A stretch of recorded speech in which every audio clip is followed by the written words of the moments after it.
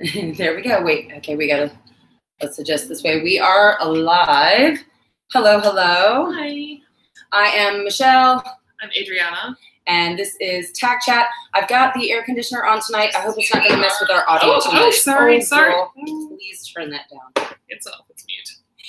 So this is Tack Chat. Tonight you're going to find out, are we animal abusers? Why can't I get us both like, there we go. There we go. Yeah, yes, are we animal abusers? Do we abuse animals? I don't think so. We're going to answer this question tonight, hopefully. Let's see, what am I doing here? I have my little notes. Y'all know me, I gotta have my notes. We gotta get our wine. If you have not joined us for Tack Chat before, this is where we clean our tack. And oh my God, I didn't bring my boots. I do have to leave you. Every time, you guys. So okay. long-time Tack Chatters will know that every single time Michelle makes an excuse to leave me. I always forget something. I forget something. So we're going to turn on the chat. If you're joining us for chat tonight, let us know where you're joining us from. Where are you? What tack are you cleaning? Hang on, I got to turn it down. Turn that down. Totally. And what you're drinking. That's right. What are you? Speaking of drinking, we have to get our drinks out tonight before we find out if we are terrible animal abusers. I like how we don't even have the artwork. Did I even? Oh, I know. Artwork over. We're so good. Well, I guess we could have like put it in. Hang on. I do have to leave you because I have to get my boots. And I have to, where's even my glass? Why is this happening to you? Why is your life so hard? She has left me alone with the wine. I know, and it's not even open. Where's my other boot? Unbox Warehouse says, drunk night! Drunk night! Unbox Warehouse, yay! Yay! I got my boots. Okay, now I'm ready. And I got my glass. If you tuned in last Tack Chat, you found out that I broke one of Adriana's. This is hand-painted by Adriana, Cheval Noir Designs. Follow her on Instagram and Facebook. But I had one of her special hand-painted glasses, and I totally broke it. So she brought over a new glass. Show the glass. So this is my new glass. Now, I did not make this glass. This goblet, this magical unicorn goblet, was sent to me by a friend of mine who lives in North Carolina. Rebecca's here. Hey, Rebecca. Rebecca is one of our patrons. Patreon. Yes, Unicorn and Centaur at patreon.com. If you want to join our inner circle and be in our secret Facebook and be a part of our creative process, you can join us on Patreon. So thank you to Rebecca, and thank you to Neil and Bonnie, our other patrons on Patreon. This whole intro is so jumbled. If you're joining us on the playback, we're so sorry. Or if this is your first time with us, this is, I would like to say this is not normal and we're always really organized here. But that would not be the case. We're kind of a mess, which is why we drink wine when we clean our tack. See, this glass, it only holds that much wine. That means you'll have to have many glasses of wine. That's all that means. Yeah, Unbox Warehouse says they are poor. And I'm assuming that's why you're not Patreoning us. Yes, that's okay. There's other ways to support us. If you don't have $1 to spend on Patreon, you can follow us. We understand. Seriously, seriously. You can like our Facebook page and follow us on Instagram and share our videos with anybody you know that likes horses and stuff like that. There's other ways to support. Give a thumbs up, subscribe to the channel. That's a big one. I always forget to tell people to subscribe. We hit 69 subscribers. I saw that. I mean, I don't know why that would be funny. Unbox says, actually, I'm rich. Okay, fine. That's fine. All right, I have another wine bottle to open, y'all. Y'all, tonight I'm cleaning my boots again. I always think we're going to have to call this boot cleaning chat. Oh, and I have your saddle. I'm not going to keep it at the barn anymore because I'm not using it. So we can like oil it up before we send it back to you if we have time and all that kind of stuff. I am oiling the saddle, which is a saddle that is way too small for me. So if anybody needs a saddle watching. There you go. What gives specs? It is a Harry Dabbs. I believe it's 16.5. Harry Dabbs sounds like a rapper. Harry Dabbs. What? Right. Love his new album. He's opening for Childish Gambino. God, I'm gonna break this one. Don't do that. Okay. Oh no. Girl, last week it was me with the saddle. I had this giant Western saddle I was cleaning, and I almost annihilated absolutely everything. Gotta be a flow glass.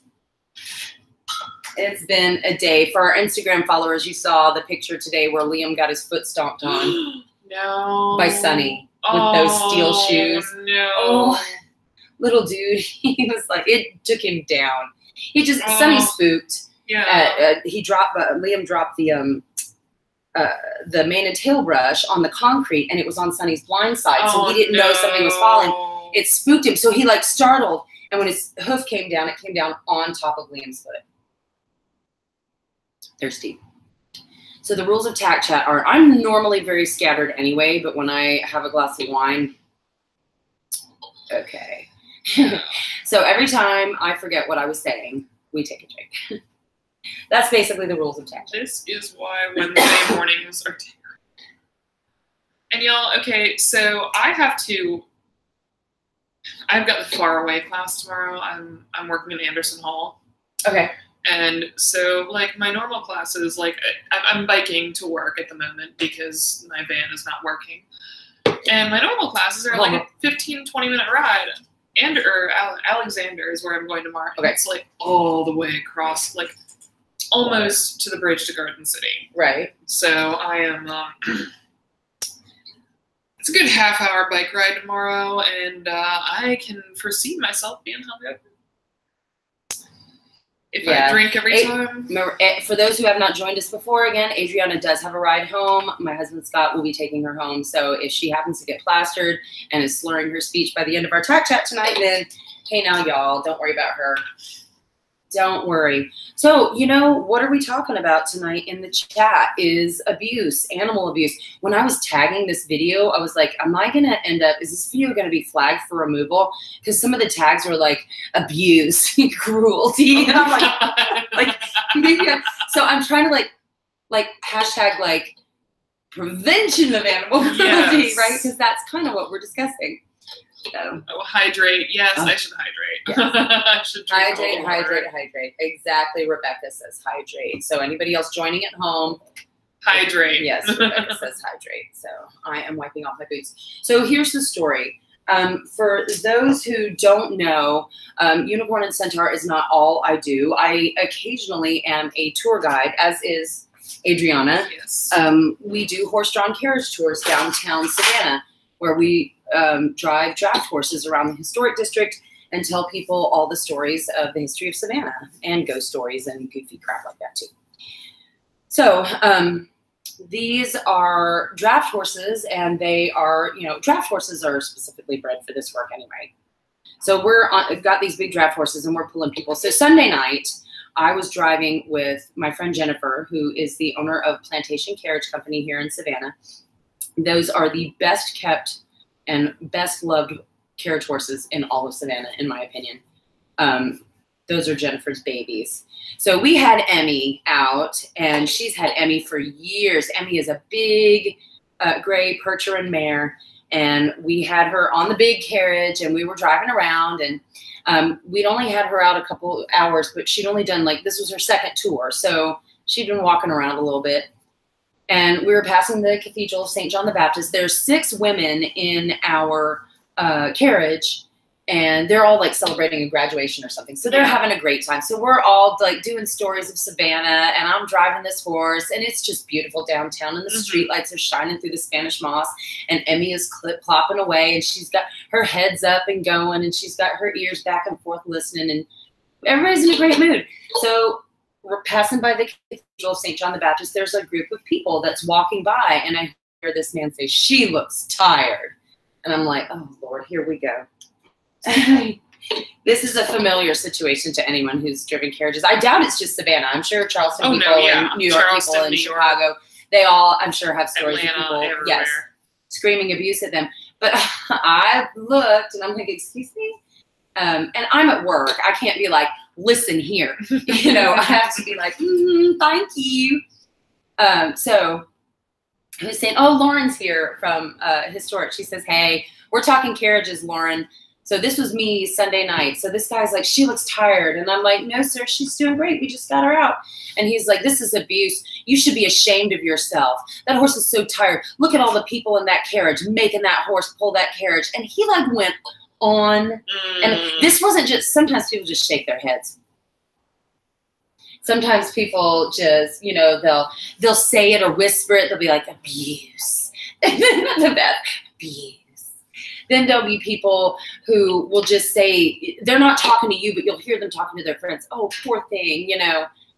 It doesn't happen all the time, but these are people who clearly don't understand horses. And they don't care to. Right. And I think that's the most frustrating part to me, is because that is one of the big reasons I don't love working downtown. Like, I love working with horses. I even enjoy giving tours, even after 16 years. Especially with a good group, but then you get these people who just don't make the effort to learn anything about you, anything about your horses. And, you know, it's almost insulting if I didn't realize they were just stupid. Like, I get they're coming from a good place. Well, in theory, know, that they are concerned about the welfare of the horses, and that in itself is great. Yeah. But it just, I mean, we're just walking. It's not like it's not like we're logging, you know? It's not like there's a live oak that she's strapped to and it's like digging through the dirt and she's like straining, there's blood in her mouth, you know? We're not doing that. The horse is like, clip clop, clip clop, clip clop, clip clop. And the dude's like, you should be ashamed. And I'm like, you know, I mean, horses walk. Horses walk. Kind of what they do.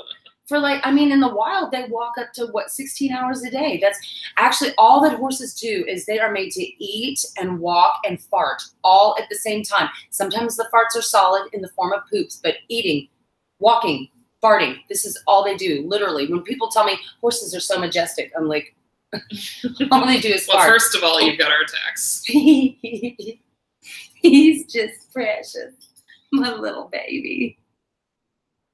Oh my gosh. Rebecca says you're not Napoleon driving the army back from Russia.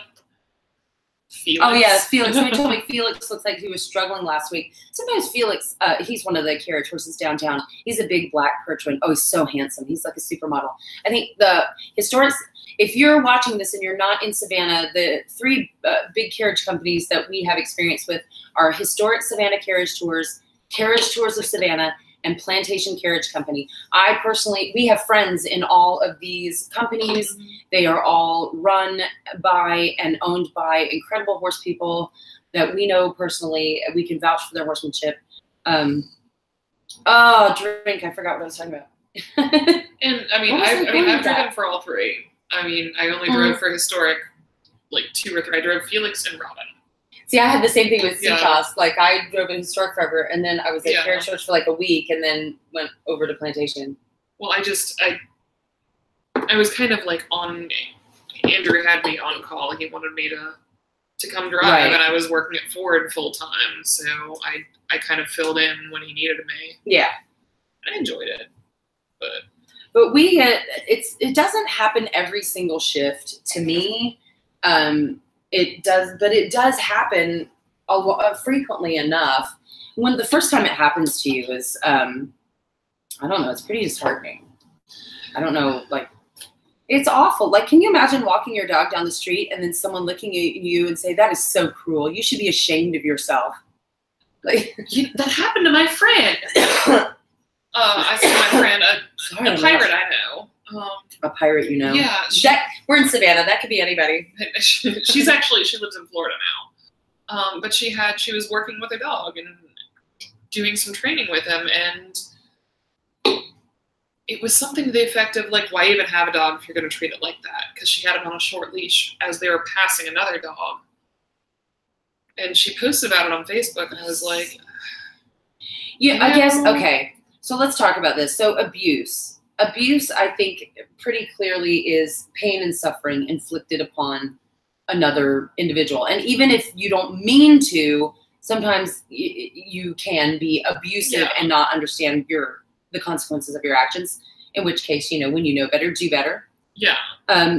So that's what we're talking about with abuse.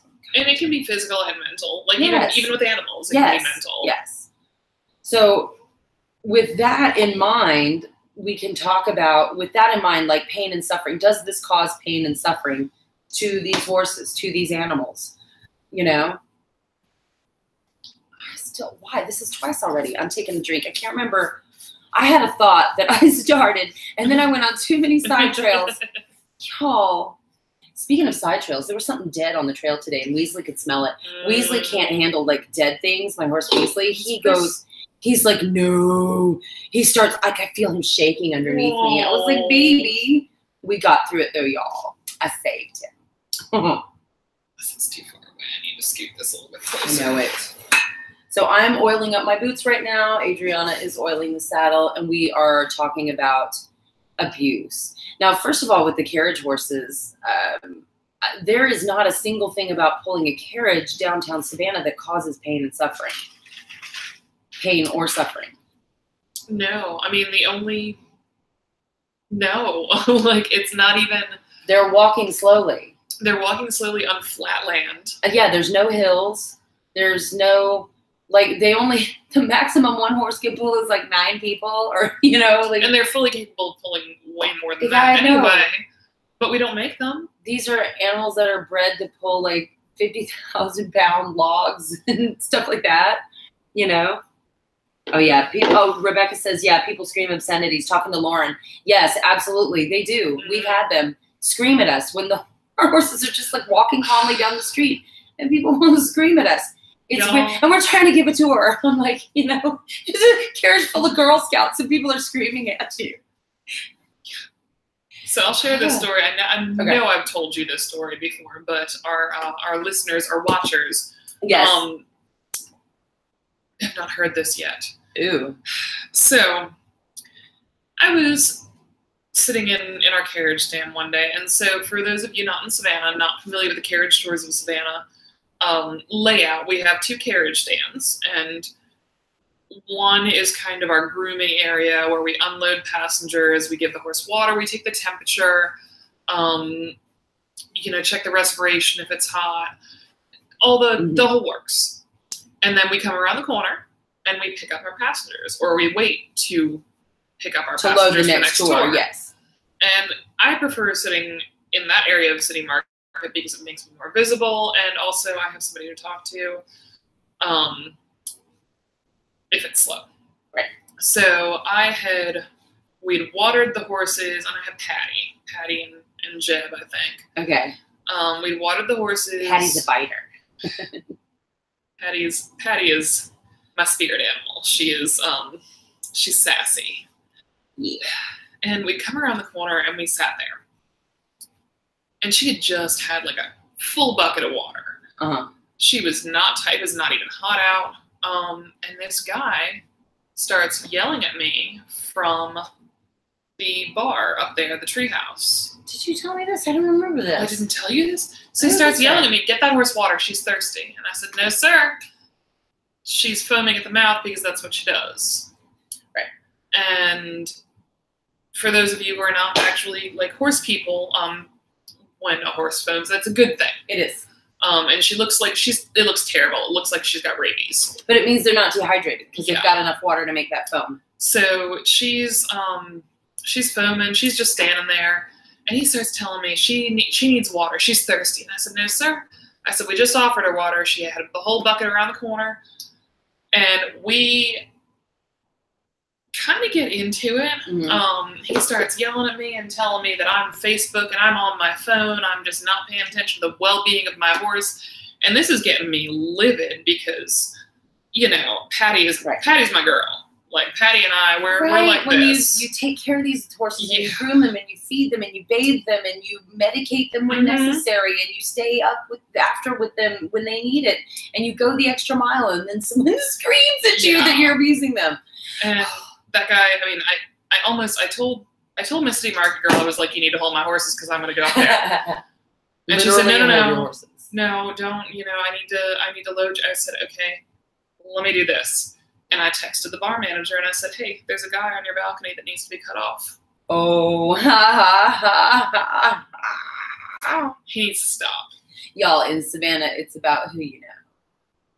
That's how you get anything done here in Savannah. You have to know somebody. He stopped yelling. He did. Yeah, he did. But that is what is disheartening about it. Now, look, I don't want to imply that abuse of horses never happens, or that there's not a way that you can hitch a horse up to a carriage that is completely abusive. Because there's a reason for all the tack, you know, all of those little, if you're not a horse person, all of the straps on those harnesses have a specific function, and they keep the horse from, when it's all fitted properly, it keeps the horse from wearing sores. It keeps the horse from getting injured by the carriage and in the harness. So it's all for the protection of the horse. This is protective gear. Oh my gosh, I love oiling my boots. Okay, Rebecca says he was thirsty. He was. Yeah, and Lauren says it's so satisfying when the people on your carriage clap back. Yes, it is. Because, like, y'all, I seem real sassy. But when I'm at work, I'm representing another company. And I'm downtown with my public face on. So I can't get ugly. But the people on my carriage can. And there are some times when people will get salty, and I just have to, like, turn around and keep driving. And like, I'll just have your fun with them. I'm just going to drive through the intersection. Oh, my God. But, yes, it is so wonderful when the people – I've had drunk women get up and be like, I'm going to tell you. Like we're, like, driving down the street. She's, like, leaning out the back of the carriage being like, yeah. It's like, whoever the horse is, Batman's fine. Which Batman was a horse that we drove at our company, so there. Yes. And there's been a big thing recently in the eventing world, and I actually have not. Have you read about that? Yes, that because of the Kentucky 3-day event, Land Rover, Rolex, whatever it is, the 3-day event that just happened in Kentucky, that one of the riders kept having horses with blood in the mouth. And this has been years going on. Yes. What is her name? I don't know. The last name starts with an M or something, or maybe the first name does. But yes, one of the event, and this is like eventing for the non-horse people, is a 3-day event where you do 3 separate events. There's show jumping and dressage and cross country, which is like just going around, well, cross country and overstep racing like that. So this is a big deal. And Marilyn Little. What now? U.S. Avenger Marilyn Little has offered her sincere regret for the pictures of blood in the horse's mouth. Yes. For the negative attention this has brought to the horses in sports that we all love. Yes. So apparently, I don't know what it was that she kept getting a bloody mouth on her horse, if it was too tight, if her flash was too tight, or if her bits were too harsh. I don't even, or she's cranking on them so hard. I think there was a picture of one from years ago where she had a slow twist snapfall that she was yanking with. Yeah, I mean, that might do it. I'm just going to say, I have been riding for, I don't know how long. I've been riding since I was 11, maybe 10. I've been riding for over 20 years, well over 20 years. And I cannot remember ever having blood on my horse's mouth. No. Like taking out the bit.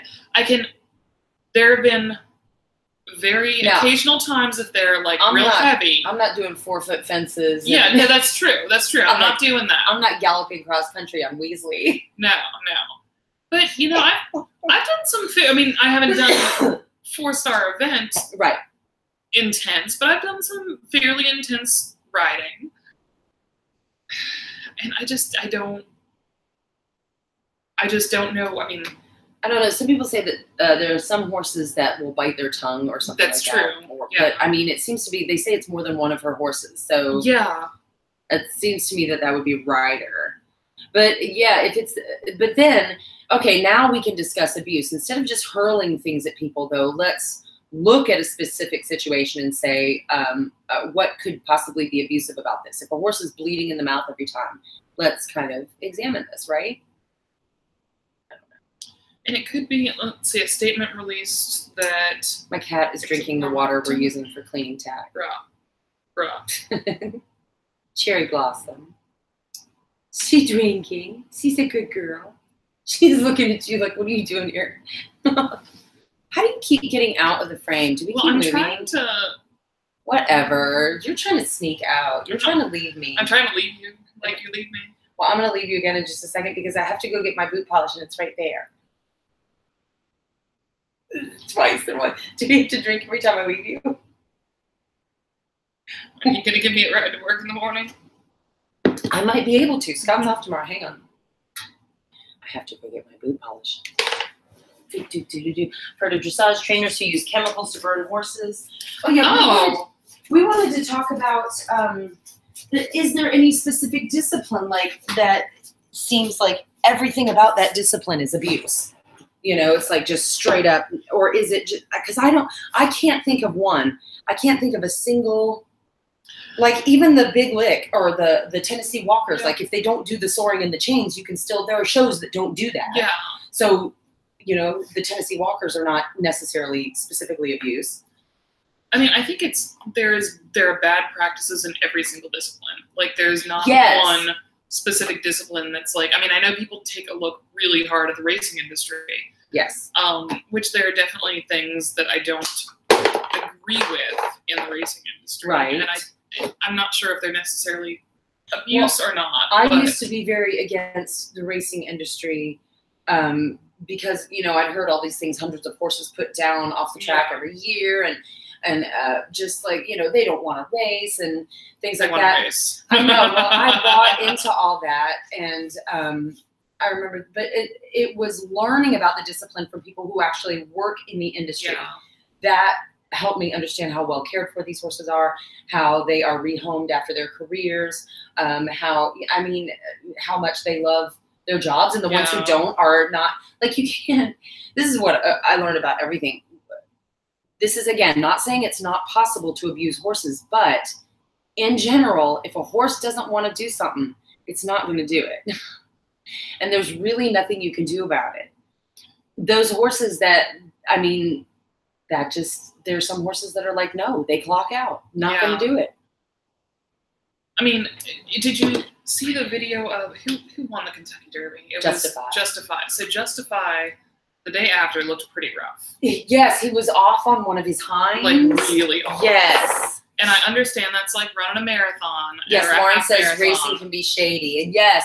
Oh, yeah. Well, okay, you know what? Let's talk about this. When we're talking about abuse, we got to talk about money.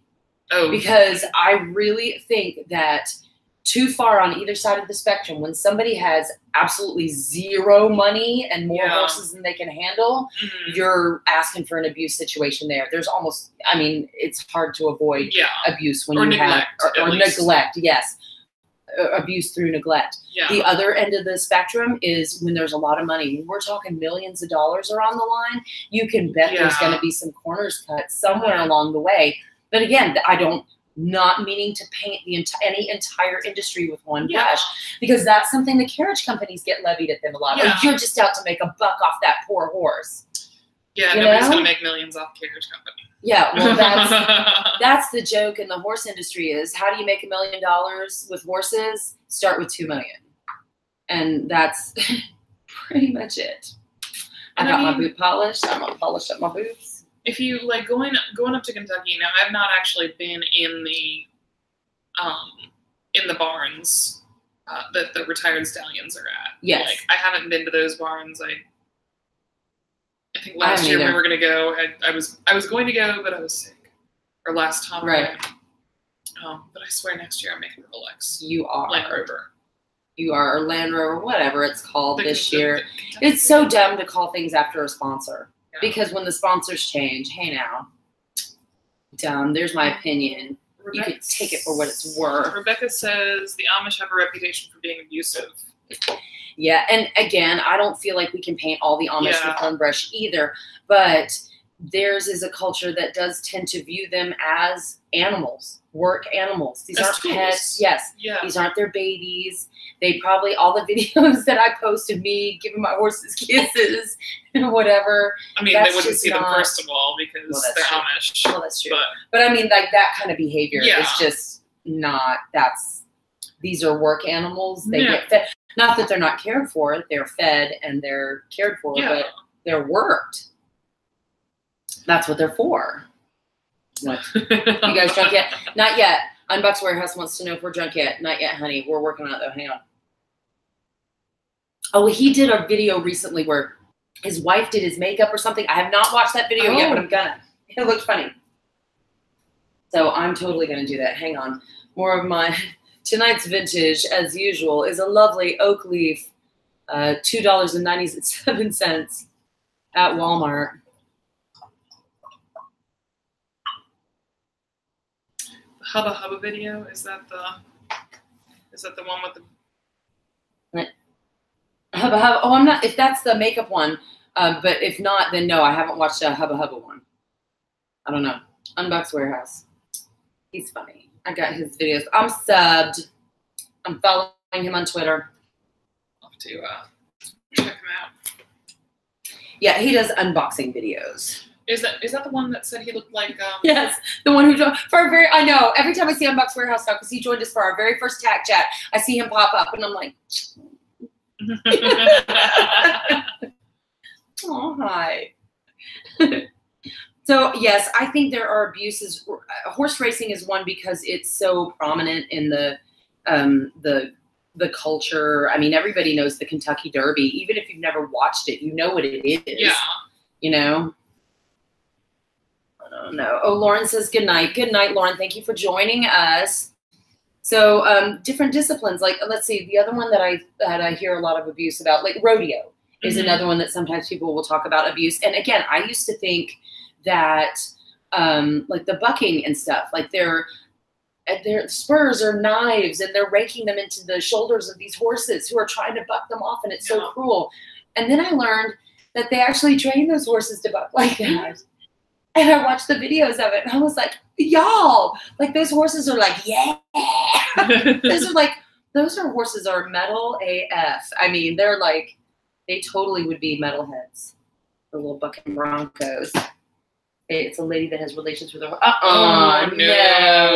No, we don't do relations with horses at Unbox Warehouse. No, darling. We won't be watching that video. No.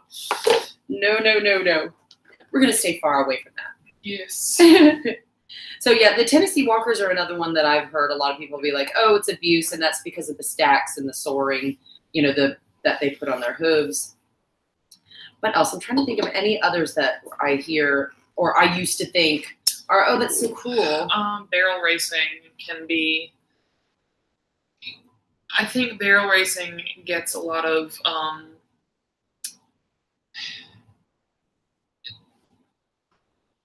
trying to see how to word this. Word it. Words. Use your words. Use your words. Let me drink more. Yes, drink more. Oh, did you forget what you were talking about? Hang on. Anyway, barrel racing gets a lot of backyard riders. I mean, not saying anything, but the barn that I grew up riding at is now a barrel barn, and it's wonderful. And the horses are great, and it's something that you can easily set up in your backyard. Yes. And you can easily practice on your own and without a trainer. Don't necessarily, not that we recommend that. Yes, you don't necessarily have to have a trainer to train them to run around barrels. Now, to do it effectively, to do it well, obviously you need a trainer, but like a lot of them use a lot of very large, scary-looking bits to stop and to get them to go the right way. Right. Because it's kind of a shortcut, you know? And look how shiny that is. Left me to go get them. I did. Worth it. We did. I meant to pose for the thumbnail. We're supposed to I'm never going to find this. We can do that at the end.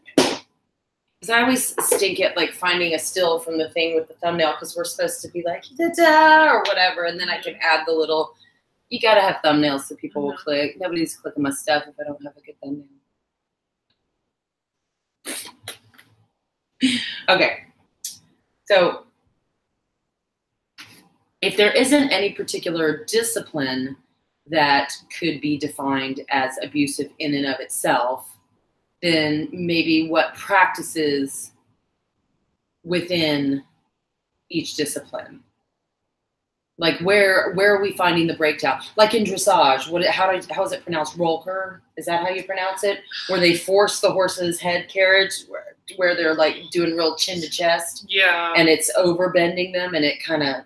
And it's supposed to get them, which I. It's supposed to force them into a certain frame or position as they move along. So, I mean, that's one of those practices that's controversial. There's some people who say it's okay in certain instances. Some people say it's always bad. Yeah. I have not practiced it or known anyone who has, so I don't know enough about it to be like, roll curry, yes, Rebecca's saying. How about the idiotic things we did on horses as kids, because we didn't know any better? Oh, yeah. I think about that all the time. Like when I'm out riding on the trails and I make sure my horses have good manners and we walk on the way back to the barn, always, always, always. And I remember, what do you need? Oh, you're wine. You need more? Sorry. That's fine. Sorry, guys. Didn't mean to interrupt. But we used to, back when I was little, when my sister and I used to ride on the weekends, we would rent horses. This was like in the early 80s. And when you could rent horses, no helmets, no, liability waivers or anything like that. This is just sticking some kids on some tired old ponies with an 8-inch curb shank bit and telling them to go. And we would just trot those stupid horses all over and canter, and we were cowgirls, and it was so much fun. And I just remember all the way, every time back to the barn, we'd just kick the crap out of those little ponies, and they just run like hell back to the barn, and we're like, ha ha ha, wee! And then I'm like, oh my God, I was the girl that was like ruining the horses. Well, I mean, they were rent-a-wrecks, so. They were my favorite rental pony. His name was Silver. And he was a little flea-bitten gray. He's, for our Instagram followers, Silver was the pony I was riding in the photo where we recreated my childhood picture where my sister and I were on our favorite rental ponies. So you can go on our Instagram and look back and see Silver and me and my sister on her favorite pony, Star. Oops, sorry. What'd you do? That wasn't really loud. R.I.P. headphone users. But yes, all the stuff we did as kids. See, I took lessons in the 70s and the 80s when like nobody wore helmets. One of the things I remember doing was having emergency dismount lessons. And there would be like, I was 8 years old, I think. And there was a bunch of kids like about my age, all Western saddles and gear, no helmets on. And we'd get cantering around the ring. And then the instructor in the middle, there were 5 or 6 of us cantering ponies around a giant ring. And the instructor would scream, emergency dismount. And all of us just fling ourselves off our ponies. Like, would you die in a lesson if like... Well, that's what we used to do. I mean, that's what I used to do with, we were nowadays, cantering, but... Yeah. My gosh. We had to do all kinds of stuff. I remember having to stand in one of the lessons we had, having to stand on the saddle and then sit, like go from standing to sitting. I couldn't imagine doing that now. Weasley would kill me. Oh my God. He'd be like, girl, no. Let's talk about this. He would stomp me. He would be like, never again. Hashtag me too. Exactly. Weasley would be over Weasley. He's so funny. But yes, I'm sure there were a lot of, you know what? Horsemanship has evolved over the years. There's a lot of abusive practices that are just not done anymore. I tell people all the time, this is not Black Beauty. We don't beat the crap out of horses until they do what we say.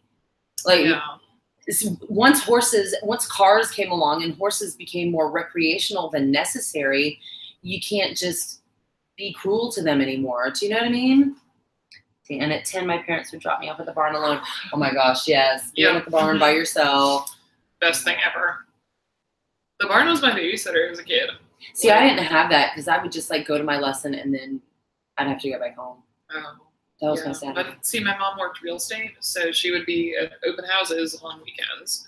And so she'd drop me off in the morning, or somebody would drop us all off in the morning, and all the kids would be at the barn all day cleaning stalls and riding horses and riding horses we shouldn't have been riding.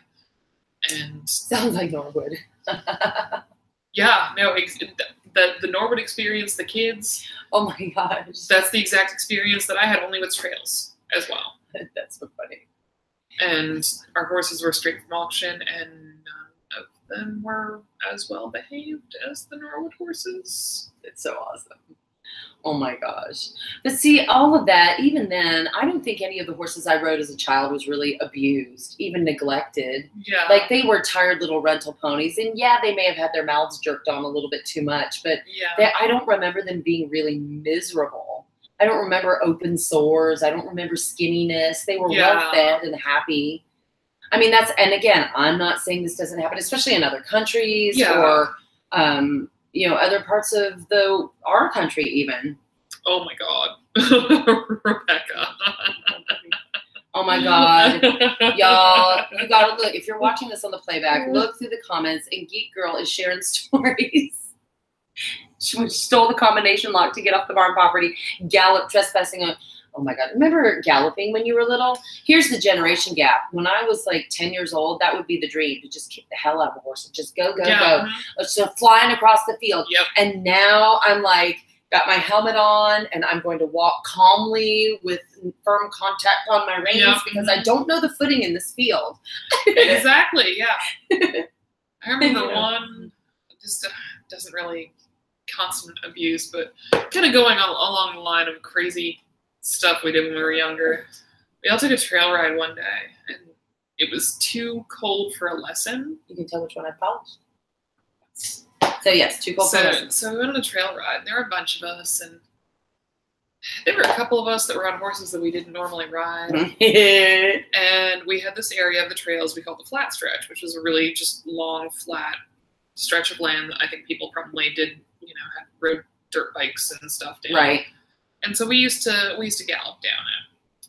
Well, we all start galloping, and you know, when horses get into a herd and they gallop, it's a positive feedback loop.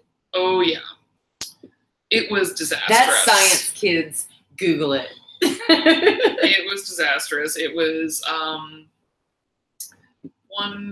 three of us came off our horses. I launched off my horse because there was a cliff on the other side, and I was sure my horse was going to go off the cliff. I'm pretty sure I got a concussion that day because I don't remember. I remember waking up and walking down the trail, and like I hit a concrete patch on the trail somewhere, somehow. And I remember getting back on the horse. I don't remember getting back on. I remember being back on the horse and then washing my arm down the river. Oh my gosh. And there was a whole chunk of time that I don't remember at all. Rebecca's bringing up the plus size thing, like the flack that plus size riders get for abusing their horses. That is something nice to bring up because I haven't gotten a lot of it on my channel or Instagram or anything like that. But I am in a group called, or you're in there too, the English Plus Size Rider. It's a Facebook group for supporting plus size riders because, I mean, we're not riding dachshunds. Like these animals weigh over 1,000 pounds. They are bred to carry heavy weights and pull heavy weights. Like there's no way that, you know, I'm too heavy for horses. They're horses. You know, plus I'm working with my vet and my farrier, as you should be, who are telling me, yes, please ride these horses, please work these horses. It's perfectly fine for them. But yes, and the double standard with men and women, because you'll have a 200-pound cowboy galloping around at a rodeo, but, you know, a 180-pound woman is like, oh, fatty, get off your horse, you pony squisher, you know. And it's totally about not only your weight, but how you carry yourself, how you ride. Yes. Because, like, a 150-pound person flopping around on the back of the horse can be worse for a horse than, you know, a 220-pound person. Yes. So just being a plus-size rider is not inherently abuse or abusive. I mean, there does come a limit, certainly. If you're riding like a little 13-hand pony and you weigh well over 300 pounds and you haven't ridden in years and you're kind of floppy, well, then you should probably get off the horse. Yeah. And maybe get some lessons or something, or, you know, get a trainer that's going to be, get a vet, get a trainer, call an expert, please. Call an adult. Yes. Call an adult to do your adulting for you. But just, again, here we are again. Again, there are ways that you can abuse a horse being a plus size rider, but just being a heavier rider is not in and of itself abuse. That's an excellent point. Thank you, Rebecca. Oh, she said she's lucky to be at a barn that doesn't even discuss her size. Me too. I brought it up a lot at first when I was out at Chimney Field. I was very self-conscious of it. And I'm like, you know, even though I'm a larger rider. And people were like, oh, no, you're fine. And so it's not a big deal to anybody out there. Nobody calls me a pony squisher or anything. Yeah. So I'm sure it'll happen at some point in time. I mean, I'm a large person and I ride horses and I kind of live my life online. So somebody's going to say something. I'm working on that second glass, y'all. Oh, it's 11:15. I was just thinking, what time is it? I always we should have to take a drink for 11:15. It's 11:15. Take a drink. This is the time during every Tack chat where I'm like, hey, what time is it?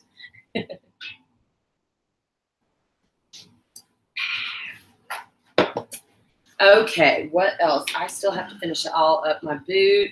Oh, wait, no, I've got 15 more minutes. I need to do something else. So, okay, if there isn't a discipline that is in and of itself, you know what? I want to take a sidebar for a second and talk about the vegan police. And I'm vegetarian. I'm not bashing vegans here, but there is a segment, one of our Unicorn and Centaur people is vegan, Catherine, with her horse Hamlin. Catherine is vegan, and she's not one of those. She's one of those you wouldn't know it. She doesn't like just pop off and tell people. They exist. You don't know because they don't tell you. But there is a segment of animal rights groups that believes that all riding, anything you do with horses is abuse or abusive.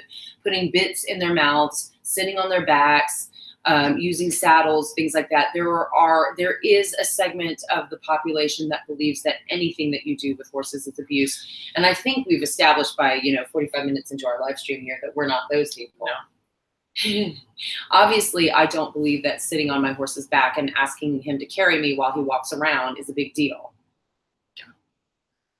And Weasley, for all his complaints, doesn't mind either. Yeah. He's such a good boy. And again,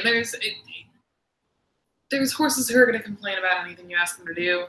Just not like because people. It's bad, but yeah, just because people. Just like people. Like my dog grumbles about it when I, tell her to get out of my spot in the bed. Oh, I know. But she does it. It's not fitting back there. Yeah, Rebecca says she'd have to be huge to squish Hedwig, her horse. She's like got that huge draft. Big. Yeah. She calls it her ponypotamus. I love that. All right. I have to figure out which one of these nose bands is. I'm going to put it back on our taxes. I don't know if I can use the small one or the large one. I think the large one might be too big, but the small one is too small. Oh, and the little stinker, Artax, I got him a new fly mask with a nose guard for his sunburn. To keep him from getting sunburn on his nose, and he kept getting it apart. Every single day he rubs it off. So today I was like, you know what? I'm going to bring it home and I'm going to put some Velcro on it. Well, he's not only the nose part zips off, and somehow he gets it unzipped. And there's like, when I find it in the paddock, it's in two pieces wherever he's gotten it off. And I'm like, dude, well, today I found it and he's ripped half the zipper off somehow. What in the world? So I brought it home. I was going to shoot a video tomorrow about, like, why is the horse blindfolded? Because, when they wear and now I'm like, I gotta, y'all. Artax is so precious. We love him so much. I don't know what I'm going to do with that pony. Oh, I'm like trying to figure out which noseband is pony and which noseband is horse. And this right here, I don't know if you can even see it, says pony right there. And this one says full. It's not as obvious, but so if I would like pay attention, I could figure out my own tag. Okay. So, well, we talked about disciplines and we talked about practices. Hedwig would say grazing muzzles are abusive. Probably yes. But are there any gadgets? Well, let's talk. Like grazing muzzles. Are there any gadgets that are abusive to horses? Yes. Oh what would you say? Well, there are some crazy bits. I was gonna say there are certain types of bits that, like with chains and the wires and stuff like that. Okay, so I don't love, you know me. Everything I ride, I try and ride in a French link. loose ring. That's what I totally got that from you. That's the only bits I have. Like French link, loose ring bits, and that's it. I will ride in other things. I had a Kimberwick for Arcadia for jumping because she got a little strong. Although I honestly don't think we ever used it because, but yeah, she could go in a French link loose ring. But I have ridden in, I think the harshest thing I've ridden in is probably a double twisted wire. Those look crazy. You gotta have light hands with those. Yeah. God. And I don't there's one in the tack room at Jimmy Field, and it's got these huge loose rings, which the larger the ring, the more gentle the bit, because the horse gets the signal that there's a signal coming. Yeah. He gets a pre-signal, the larger the ring is. So, but still, the wire's thin and twisted, and I'm like, oh, please don't ever put that on horse. And like, okay, so it's the thin twisted wire. It's really smooth. Right. And if you've got light hands, like I've got, right now I don't have very light hands because I'm not riding very much. But when I've got a good core, when I've got good strong legs, like I've got fairly light hands and I trust myself with something like that. But I don't trust everybody else, you know? So there are bits. I don't think spurs are inherently cruel or abusive, but I have seen pictures of them overused, like bloody. Like you can get a horse hard enough with some spurs to draw some blood, you know. And there are people that use them as a punishment instead of an aid. Yeah. So spurs are one of those things where you can use them abusively, but they're not necessarily abuse in and of themselves. I'd say like electrified whips. That's a thing. Oh yeah, I think not as much anymore, but it used to be today. A big thing. I learned it used to be a big thing in the racing industry. People would use electrified whips, and I think that was like 90s and before. But like they'd have battery packs in their whips, and they would, you know, they'd shock them, and people need Jesus. They're illegal. That's crazy. Yes. They're illegal in the racing industry, but they are a thing. They exist. That sounds nutty. I'm trying to think of other gadgets that seem like inherently like just cruel. I don't know. Anybody else got one? Say like bike chain bits, barbed wire bits. Right, but I'm trying to think of anything else, like, you know, any kind of martingales or any kind of training, like draw reins or like, or ways that things are used that are horrible, like tying the bit to something. Yeah, I feel like draw reins can be overused and used incorrectly so easily. Yeah. So are we at, see, I was thinking disciplines, practices, and gadgets. I wanted to look at those three things during this live stream to see if we could say, you know, is any particular discipline abusive? Okay, or is any particular practice abusive? Or is any particular gadget abusive? I thought we would find gadgets, or I mean, not that just because we can't think of it, it doesn't exist. Yeah. But I felt like we were going to be able to come up with something that's always abusive. I mean, unless it's a particular, like a barbed wire bit. Yeah. I don't know, but it seems like we're at the same place with all of them, where it kind of depends on how you use it. Like bits aren't necessarily abusive, but there are some kinds of bits that could be considered abusive. Yeah. Not all practices are abusive, but some ways of doing, like dancing horses in other countries, you know, where they like smack the crap out of their legs to make them dance. Mm-hmm. Well, I know there are ways to train horses to do that, where you're not just like beating the crap out of them. Yeah. Rebecca said, how about deliberate ignorance? Oh, yeah. Abuse through neglect or willful ignorance? Yeah. That's difficult because you have to understand somebody's motivations for that. Sometimes you got to wonder why people do things. A lot of times you got to wonder that. I think neglect is serious. Honestly, people who are animal rights activists, if you're watching this live stream, either live or on the playback, Kitty, what are you doing? If you're watching this live or on the playback and you are an animal rights activist, damn, I forgot what I was going to say, so we have to drink. My cat distracted me. Here, you need more wine. Or just not a full glass. Not a full glass. My tiny glass. That's good. She gave me almost a full glass. But it's a little glass. What was I saying? I don't even remember. Oh, yeah, deliberate ignorance. Neglect. Yes, thank you. Okay, but I still have to take a drink. Of all the industries we've discussed, racing, horse racing, dressage, driving carriages, rodeo, eventing, Tennessee walkers, barrel racing, right? Of all of these disciplines, I don't think there is this, my personal opinion from what I've seen, I don't think that there's as much abuse in any of these disciplines as there is in backyard horse owners. Yeah. And again, not all backyard horse owners, but there is a thing about just having horses in your own in your own yard where you think you can take care of.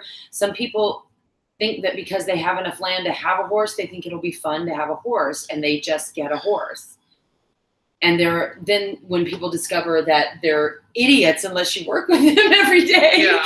And you have to know what you're doing. It's not just jump on them, stop, start, left, right, oh my gosh, the air finally went off after all this time. It's like almost time to go, and we can finally hear ourselves talk.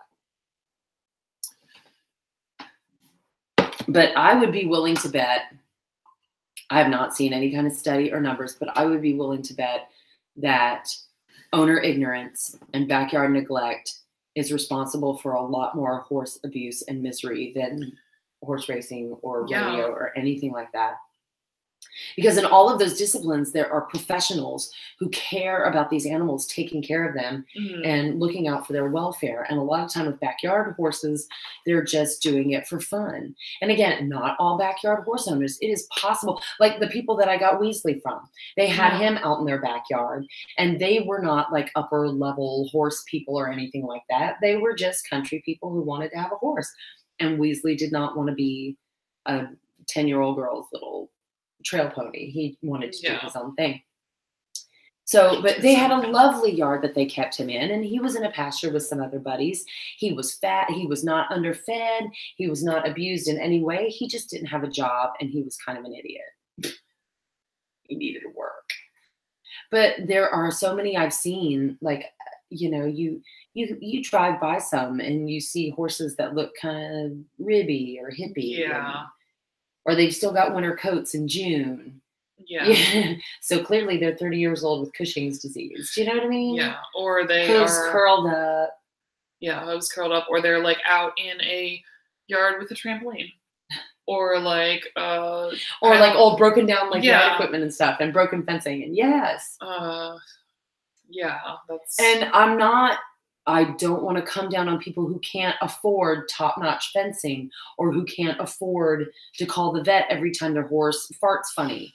I'm not coming down on people who can't afford that, because I'm not one of those people who's like, well, if you can't afford it, you shouldn't have horses. Yeah. You find a way to do what you love. I'm with you, backyard horse people, but some of y'all need to recognize, some of y'all need to do right by your babies.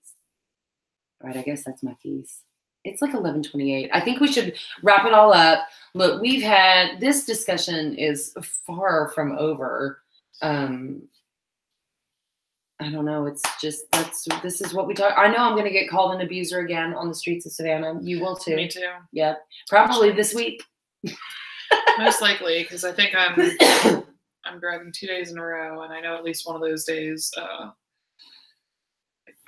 Pretty sure Dublin and I have a date. Who? What? Dublin. I've got a crush on Dublin. He's the one that I showed you that I rode. He's a Belgian standard-bred Dutch harness, and he's got the one blue eye. He's big. Oh yes. He's pretty ponies. I think Daniel is trying to lure me into driving more by. He was like, "Well, I figured you'd like him." They know the way to our hearts. So they promise us I was like, fancy horses to drive. I've got a new horse for you to drive. Oh. I was like, let me drive Dublin all the time and I'll work 5 days a week. Nice. You know, we are done with Tack Chat, but I'm going to pour a little bit more wine. If you have joined us this far, thank you so much. I think we've had like 5 or 6 viewers the whole time. Thank you so much for joining us. If you're still here watching us, we're so glad you joined us. I do live streams here on our YouTube channel every Tuesday night. Now, Tack Chat is the 2nd and 4th Tuesdays of the month, and the 1st and 3rd Tuesdays are Craft Chat.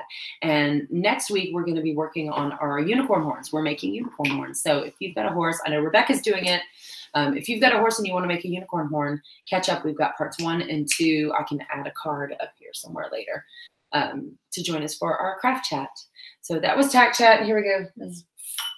Thank you for joining us tonight, and I think we can end the broadcast now. What? No, oh, wait, we got to do a thumbnail video. Wait, so what was today? Abuse. We did abuse, so we have to like pretend like we're hitting each other or something. I don't know. Here, like I'll throw my boot at you. Ah. Or just smiling. Yeah. Ah. We'll pick one. We'll pick one. Thank you very much, and good night.